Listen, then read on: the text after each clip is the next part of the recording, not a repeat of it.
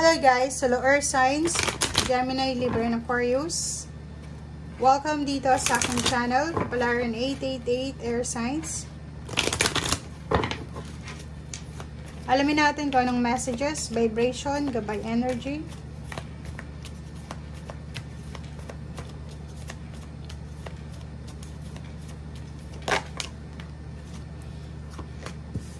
Okay.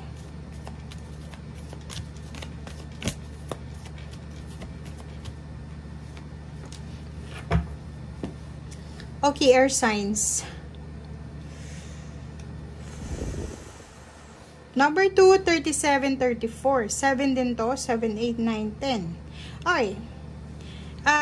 Isa dito na babae ito. Pwedeng babae ito. It's either may asawa ka or single ka.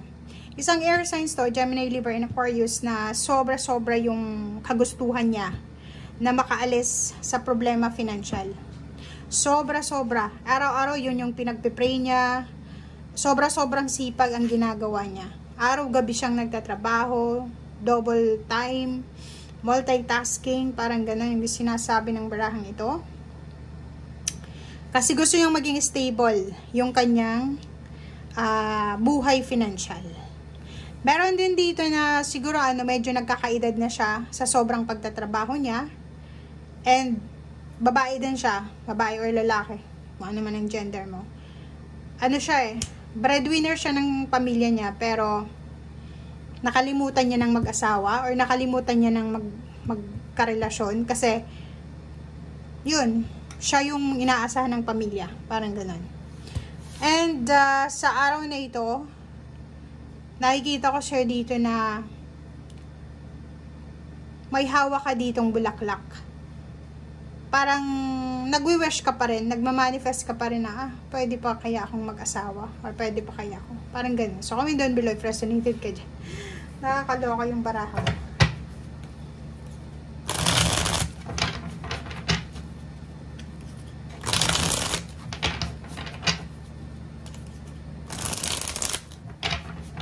Or pwedeng meron dito, lalaki din to, air signs, na willing siya na maging matandang binata or hindi makapag-asawa. As long as na maging stable lang ang kanyang buhay, pamilya.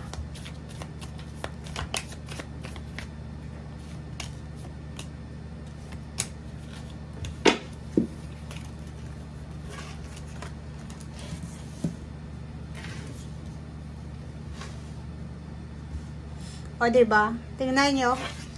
Resonated to dito sa tatlo. Tingnan mo, meron dito na isang tao na sa sobrang paghihintay niya kung kailan siya makakapag-asawa, sa sobrang busy niya sa pagtatrabaho, nakalimutan niya na yung personal niyang buhay. Okay? So, ngayon, parang nangihinayang siya sa panahon. Tulad nito, medyo may edad na siya. May edad na siya sa ngayon, pero single pa siya.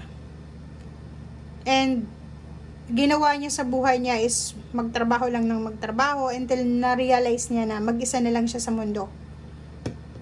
Wala Four of Cups, naghihintay siya kung mayroon pa ba na darating sa buhay niya. Meron din ditong posibleng air signs na naghihintay ng pera.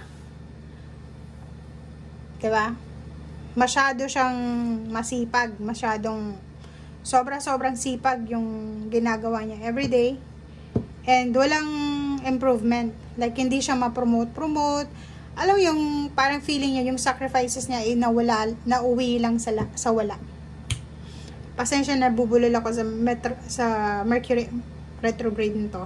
Okay. And itong Seven of Pentacles, posibleng trinabaho mo na siya, posibleng business siya, posibleng pera siya na inutang sa'yo, naghihintay ka kung kailan ka babayaran. Pwede din siyang may relationship ka. Pwede din na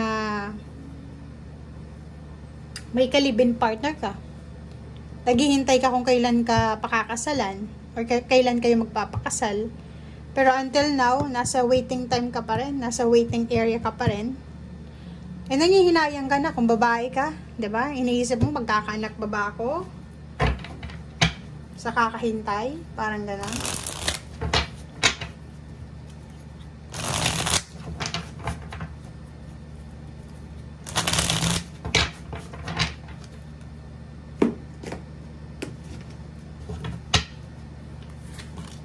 Okay.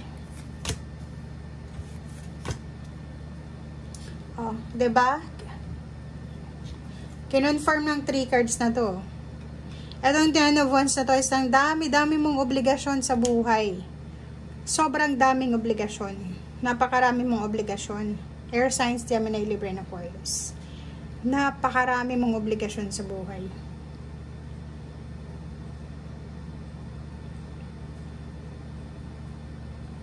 Yung iba sa inyo dito, nag-aaral, nagtatrabaho, nagninegosyo, wala nang oras sa relationship. Yung iba, nasa ibang bansa, wala nang oras sa relationship. Parang ganun. And parang feeling nyo wala nang pag-asa, oh. Diba? Plus ito, nakakaloka to. Oh, tingnan mo. Ikaw lang ang makakabasa nito or makaka-resonate dito. O, tingnan mo to.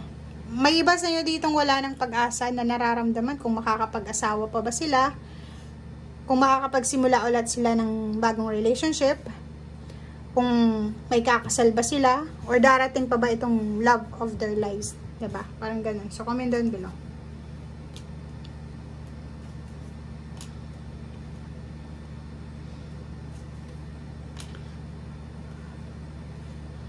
Okay.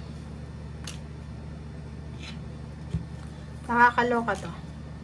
Tingnan mo. Ito yung mga dapat mong gawin daw. If bata ka pa sa ngayon, huwag kang masyadong nakafocus sa financial. Okay? Kasi kung makikita mo dito, mayroon ditong decision making. Pwedeng bata ka pa, nasa below 20 or below 25 years old. Ang ina-advise sa'yo ng baraha, huwag kang masyadong mag-focus sa financial. Na parang iisipin mo, pag naging mayaman ako, naging CEO ako, dun lang ako magiging masaya. Wag. Kasi sa baraha mong ito, sinasabi na isang maling decision mo, isang maling mindset, pagsisisihan mo to sa bandang huli. Tulad ng nangyari dito, na tumanda siya, wala siyang asawa, wala siyang anak, mag-isa lang siya. Page of Swords, sinasabi ng baraha sa'yo dito na huwag tayong masyadong nakafocus sa isang bagay lamang.